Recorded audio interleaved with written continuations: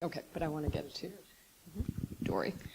So Dori was working for BusinessWeek in 1989 and had been in China for several years.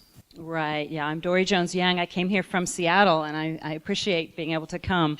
I have a little bit of a different perspective because I was a business reporter for BusinessWeek, and I'd studied about China and studied Chinese, and I was based in Hong Kong from 1982 to 1990. And so I was privileged to watch the very earliest days of the economic reform and opening up, and but also, of course, Tiananmen Square.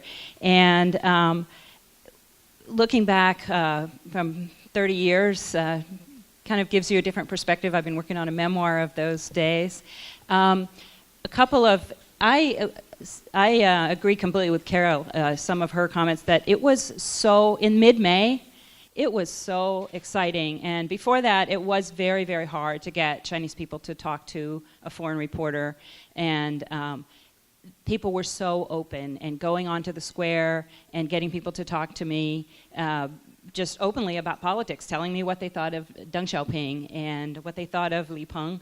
And after so many years of people being afraid to say their opinion, and it was just so full of hope. I mean, it was anarchy in the best sense. There was no rule of law. There were ordinary citizens directing traffic even, but it was a sense of total excitement and joy and optimism.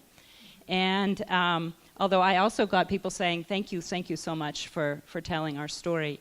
And then in contrast to, I had actually returned to Hong Kong. It looked like things were calming down. And then the night of June 4th, I got a call from my editors in New York saying, can you get up there on June 4th? So I flew in that day. And Carol's story reminded me when we were flying, there weren't too many people on the plane going from Hong Kong to Beijing that day. There was a TV crew and me, and that was about it. But we were, just as we were about to, well, they landed in Tianjin because they didn't know what was going to be the pilot didn't know what the situation was going to be in Beijing. So, and they somehow managed to project the evening news, the Chinese CCTV evening news, on the airplane so we could all see it at the same time.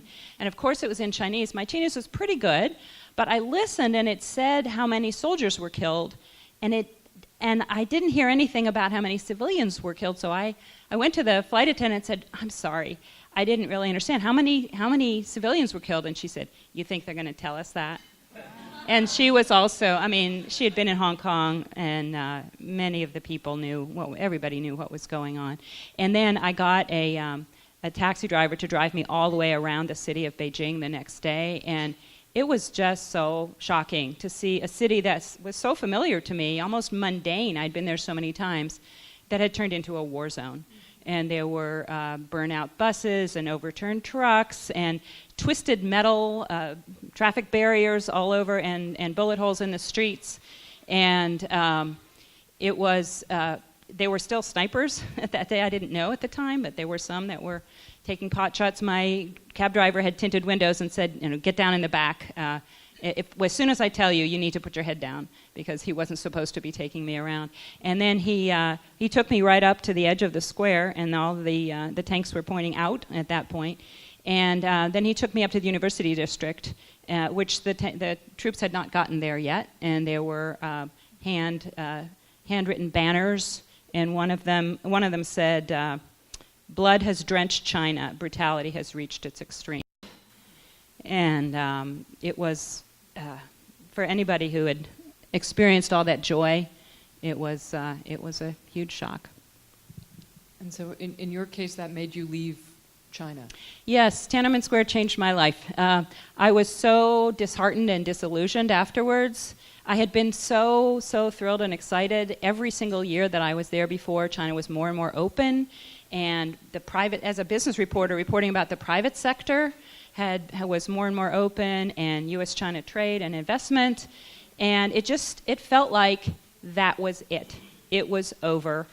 China was going to shut up tight and go back to the old ways of political campaigns. And so I got back and talked to my editor-in-chief, and he said, well, what's next for you? And I said, I'd like a transfer back. And so within about a year, I was transferred back. And I've visited China many, many times since then, but I haven't reported about it. But it was, definitely changed my life.